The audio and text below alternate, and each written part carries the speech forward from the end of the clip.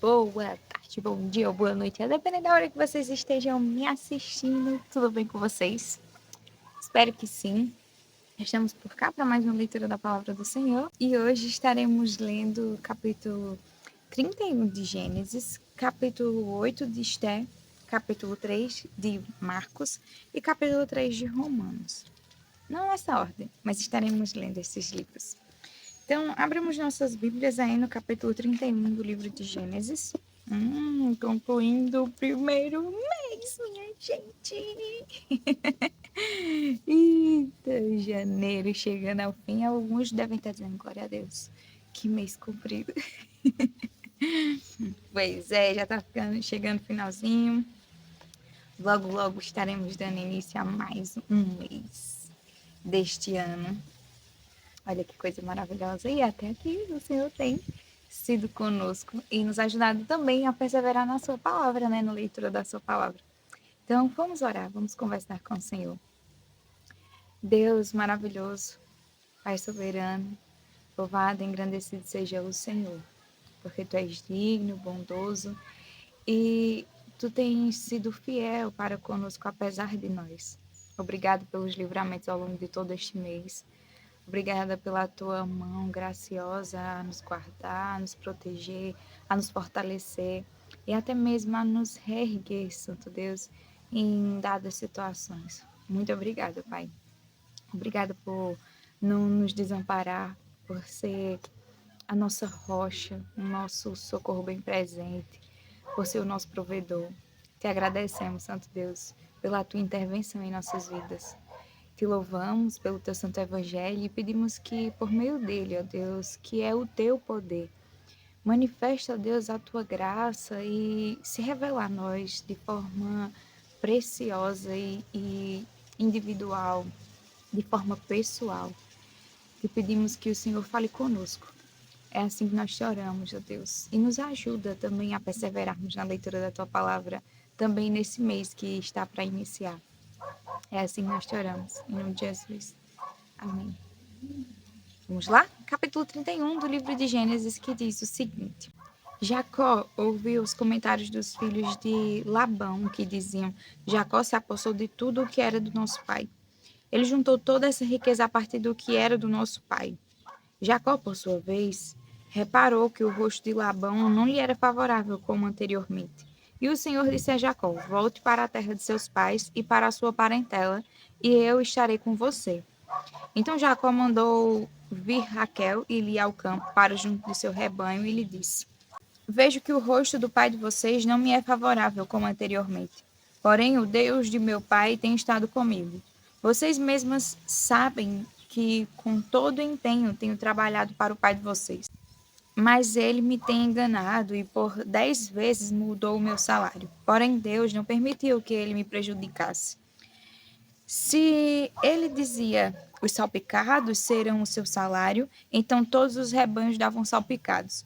E se ele dizia, os listrados são o seu salário, então os rebanhos todos davam listrados. Assim Deus tirou o gado do pai de vocês e deu a mim. Pois, chegando o tempo em que os animais acasalavam, levantei os olhos e vi um sonho que os machos que cobriam as ovelhas eram listradas, salpicados e malhados. E o anjo de Deus me disse em sonho, Jacó, e eu respondi, eis-me aqui. Ele continuou, levante agora os olhos e veja que todos os machos que cobrem o rebanho são listrados, salpicados e malhados, porque vejo tudo o que Labão está fazendo com você. Eu sou o Deus de Betel, onde você ungiu uma coluna onde me fez um voto. Levante-se agora, saia desta terra e volte para a terra de sua parentela. Então Raquel e Lia disseram, será que ainda existe para nós parte ou herança na casa de nosso pai? Não é verdade que ele nos considera como estrangeiras, pois nos vendeu e consumiu tudo o que nos era devido? Porque toda a riqueza que Deus tirou de nosso pai é nossa e de nossos filhos. Agora, pois, faça tudo o que Deus pediu que você fizesse. Então Jacó se levantou e, fazendo montar seus filhos e suas mulheres em camelos, levou todo o seu gado e todos os seus bens que chegou a possuir. O gado de sua propriedade que havia acumulado em Padan-Aram para ir a Isaque, seu pai, à terra de Canaã. Enquanto Labão tinha ido fazer a tosquia das ovelhas, Raquel roubou os ídolos do lar que pertencia a seu pai.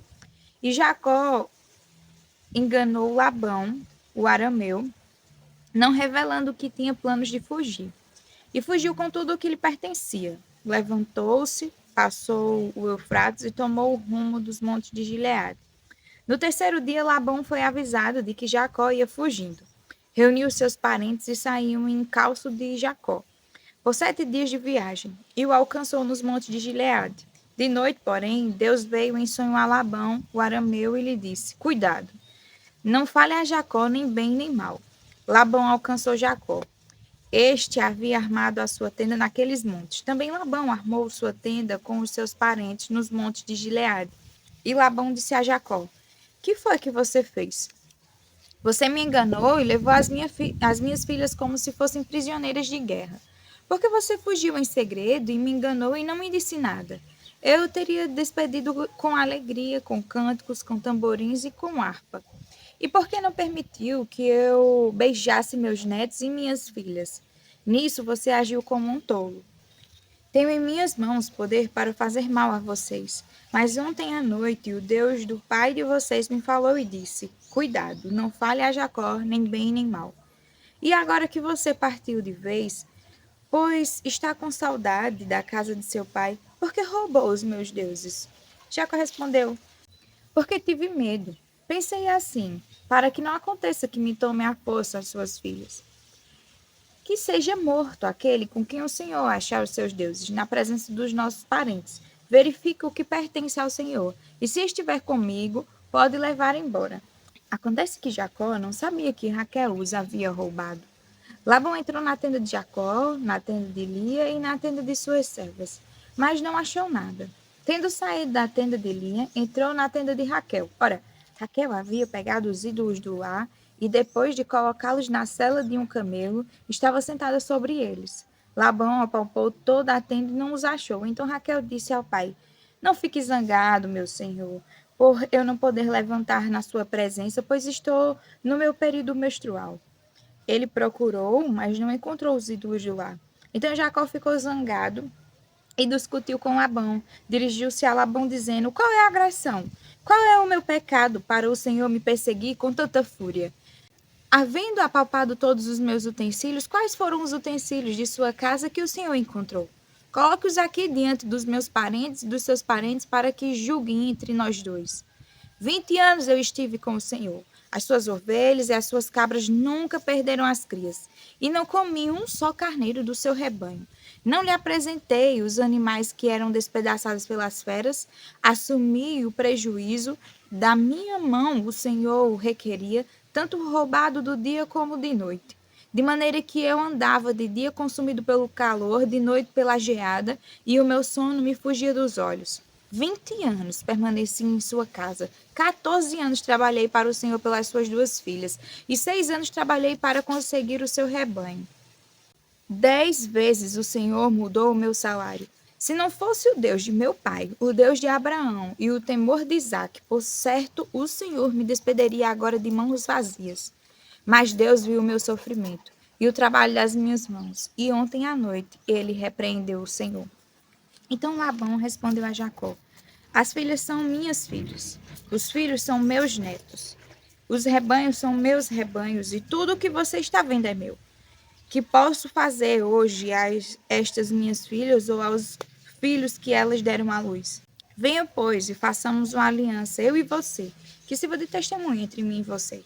Então Jacó tomou uma pedra e erigiu por coluna, e disse aos seus parentes: Ajuntem pedras.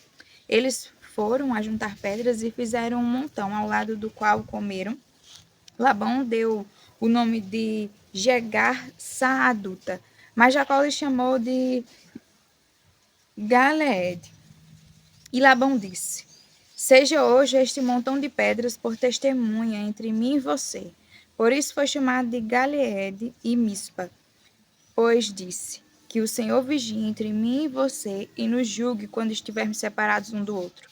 Se você maltratar as minhas filhas e tomar outras mulheres além delas, não estando ninguém conosco, lembre-se de que Deus é testemunha entre mim e você. E Labão continuou: Eis aqui este montão de pedras e esta coluna que levantei entre mim e você. Seja o montão testemunha e seja a coluna testemunha de que para o mal não passarei para o lado de lá do montão e você não passará para o lado de cá do montão e da coluna. O Deus de Abraão e o Deus de Naor, o Deus do pai deles, julguem entre nós. E Jacó jurou pelo temor de Isaque, seu pai. E Jacó ofereceu um sacrifício na montanha, convidou seus parentes para uma refeição. Eles comeram e passaram a noite na montanha. Na manhã seguinte, Labão se levantou de madrugada, beijou os seus netos e suas filhas e os abençoou e partindo voltou para sua casa. Versículo 1 do capítulo 32, que diz o seguinte: Também Jacó seguiu o seu caminho e anjos de Deus foram encontrar-se com ele. Quando Jacó os viu, disse: Este é o acampamento de Deus. E deu àquele lugar o nome de Maanaim. Amanhã leremos novamente esses versículos, mas só para dar uma pequena conclusão à história. Capítulo 3 do livro de Marcos, que vai dizer o seguinte: De novo, Jesus entrou na sinagoga e estava ali um homem que tinha uma das mãos ressequidas.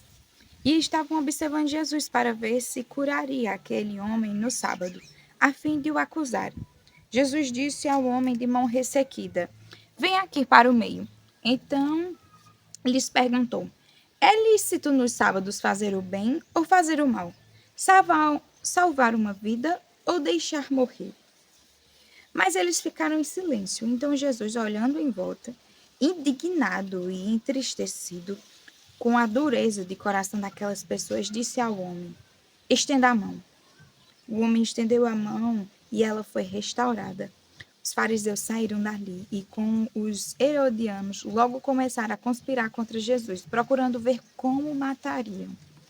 Jesus se retirou com os seus discípulos para o mar. Uma grande multidão o seguia. Eram pessoas que tinham vindo da Galiléia, da Judéia, de Jerusalém, da Idumeia, do outro lado do Jordão e dos arredores de Tiro e de Sidom, porque ouviram falar das coisas que Jesus fazia. Então recomendou aos seus discípulos que sempre tivessem pronto um barquinho por causa da multidão, a fim de não o apertarem, pois curavam muitas pessoas, de modo que todos os que tinham alguma enfermidade se esforçavam para chegar perto, a fim de poderem tocar nele. Também os espíritos imundos, quando o vinham, prostravam-se diante dele e gritavam: Você é o Filho de Deus! Mas Jesus lhes advertia severamente que não o expusessem à publicidade. Depois, Jesus subiu ao monte e chamou os que ele quis, e vieram para junto dele.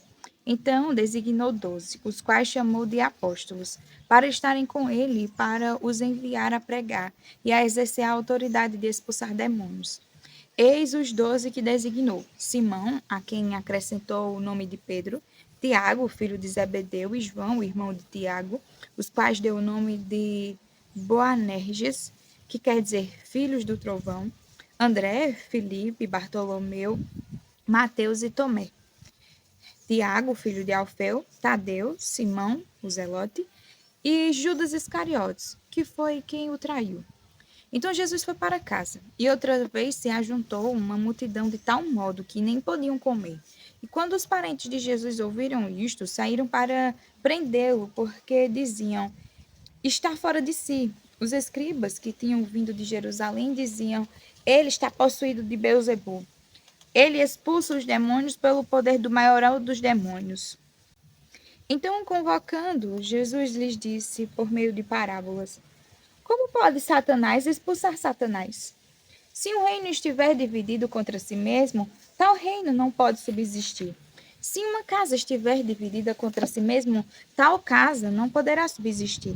Se Satanás se levanta contra si mesmo e está dividido, não pode subsistir, é o seu fim. Ninguém pode entrar na casa do valente para roubar-lhes os bens sem primeiro amarrá-lo, e só então saqueará a casa dele. Em verdade lhes digo que tudo será perdoado aos filhos dos homens, os pecados e as blasfêmias que proferirem.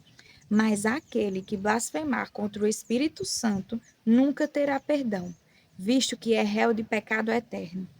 Jesus disse isto porque diziam: está possuído de um espírito imundo. Nisto chegaram a mãe e os irmãos de Jesus, e tendo ficado do lado de fora, mandaram chamá-lo. Muita gente estava sentada ao redor de Jesus e alguns disseram: olhe, a sua mãe, os seus irmãos e as suas irmãs estão lá fora procurando o Senhor. Então Jesus perguntou: quem é a minha mãe e quem são os meus irmãos? E olhando em volta para os que estavam sentados ao seu redor, disse: eis minha mãe e meus irmãos. Portanto, aquele que fizer a vontade de Deus, esse é meu irmão, minha irmã e minha mãe. Esther, capítulo 8. Naquele mesmo dia, o rei Assuero deu à rainha Esther a casa de Amã, inimigo dos judeus. E Mordecai foi trazido à presença do rei porque Esther revelou que ele era seu parente. O rei pegou o seu anel sinete que havia tomado de Ramã e deu a Mordecai. E Esther pôs Mordecai por administrador da casa de Ramã. Esther voltou a falar com o rei. Ela se lançou aos pés dele e, com lágrimas, lhe implorou que revogasse a maldade de Ramã, o Agagita, e a trama que ele havia arquitetado contra os judeus. O rei estendeu o cetro de ouro para Esther. Então ela se levantou, pôs-se em pé diante do rei e disse: se for do agrado do rei, se eu achei favor diante dele, se isto parecer justo aos olhos do rei, e se nisto lhe agrado, que se escreva uma ordem revogando os decretos concebidos por Ramã, filho de Hammedata, o Agagita, os quais ele escreveu para aniquilar os judeus que se encontram em todas as províncias do rei. Pois como poderei ver a desgraça que sobrevirá ao meu povo? E como poderei ver a destruição da minha parentela? Então o rei Assuero disse à rainha Esther e ao judeu Mordecai: eis que dei a Esther a casa de Ramã, que foi pendurado numa forca porque tinha planejado matar os judeus. E agora, em nome do rei, escrevam aos judeus o que bem lhes parecer e selem o documento com o anel sinete do rei. Porque os decretos feitos em nome do rei e que foram selados com o seu anel sinete não podem ser revogados. Então foram chamados imediatamente os secretários do rei aos 23 dias do mês de Sivan, que é o terceiro mês. E segundo tudo o que Mordecai ordenou, foi redigido um decreto para os judeus, para os sátrapas, para os governadores e para os oficiais das províncias que se estendem da Índia até a Etiópia. 127 províncias, a cada uma no seu próprio modo de escrever e a cada povo na sua própria língua. E também aos judeus segundo o seu próprio modo de escrever e na sua própria língua. Escreveu-se em nome do rei Assuero e se selou com um anel sinete do rei. As cartas foram enviadas por meio de mensageiros montados em ginetes, criados nas estrebarias do rei. Nas cartas, o rei permitia aos judeus que cada cidade que se reunissem e se organizassem para defender a sua vida, para destruir, matar e aniquilar de vez toda e qualquer força armada do povo da província que viesse contra eles, crianças e mulheres, e que se saqueassem os seus bens.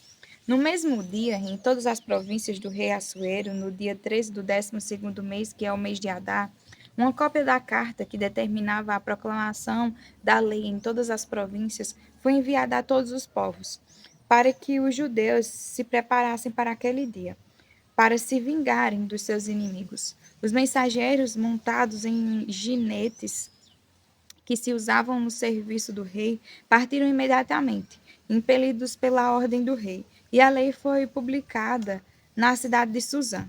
Então Mordecai saiu da presença do rei com trajes reais em azul celeste e branco, com uma grande coroa de ouro e um manto de linho fino e púrpura.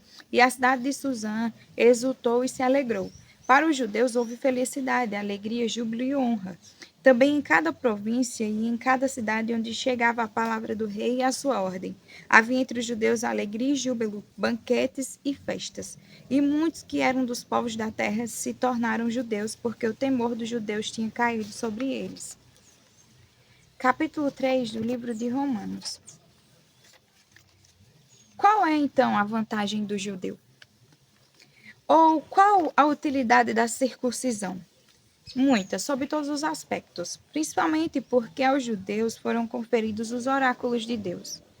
E então, se alguns não creram, será que a incredulidade deles anulará a fidelidade de Deus? De modo nenhum.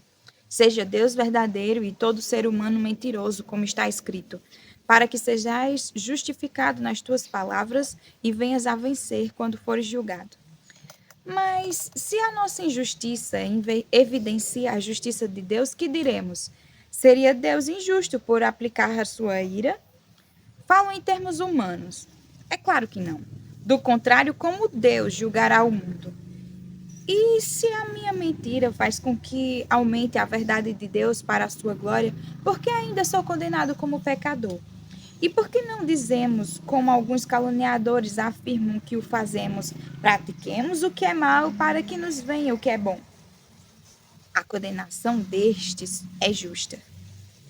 Que se conclui: temos nós alguma vantagem? Não, de forma alguma, pois já temos demonstrado que todos, tanto judeus como gregos, estão debaixo de pecado. Como está escrito: não há justo nenhum sequer. Não há quem entenda, não há quem busque a Deus. Todos se desviaram e juntamente se tornaram inúteis. Não há quem faça o bem. Não há nenhum sequer. A garganta deles é sepulcro aberto, com a língua enganam, veneno de víbora está nos seus lábios. A boca eles a têm cheia de maldição e amargura. Os seus pés são velozes para derramar sangue. Nos seus caminhos há destruição e miséria. Eles não conhecem o caminho da paz. Não há temor de Deus diante de seus olhos. Ora, sabemos que tudo o que a lei diz é dito aos que vivem sob a lei, para que toda boca se cale e todo mundo seja culpável diante de Deus. Porque ninguém será justificado diante de Deus por obras da lei. Pois pela lei vem o pleno conhecimento do pecado. Mas agora, sem lei, a justiça de Deus se manifestou, sendo testemunhada pela lei e pelos profetas. É a justiça de Deus mediante a fé em Jesus Cristo para todos e sobre todos os que creem, porque não há distinção, pois todos pecaram e carecem da glória de Deus, sendo justificados gratuitamente por sua graça, mediante a redenção que há em Cristo Jesus, a quem Deus apresentou como propiciação no seu sangue mediante a fé. Deus fez isso para manifestar a sua justiça, por ter ele, na sua tolerância, deixado impunes os pecados anteriormente cometidos, tendo em vista a manifestação da sua justiça no tempo presente, a fim de que o próprio Deus seja justo e o justificador daquele que tem fé em Jesus. Onde fica então o orgulho? Foi totalmente excluído. Por meio de que lei? A lei das obras? Não, pelo contrário, por meio da lei da fé. Concluímos, pois, que o ser humano é justificado pela fé, independente das obras. Ou seria Deus apenas Deus de judeus? Será que não é também Deus de gentios? Sim, também dos gentios, visto que Deus é um só, o qual justificará o circunciso a partir da fé e o incircunciso por meio da fé. Anulamos então a lei por meio da fé? De modo nenhum. Pelo contrário, confirmamos a lei. Amém. Até amanhã para mais uma leitura da Bíblia e entendermos também esse desenrolar aí sobre o plano de salvação que Romanos vem apresentando. Fiquem com Deus e até lá!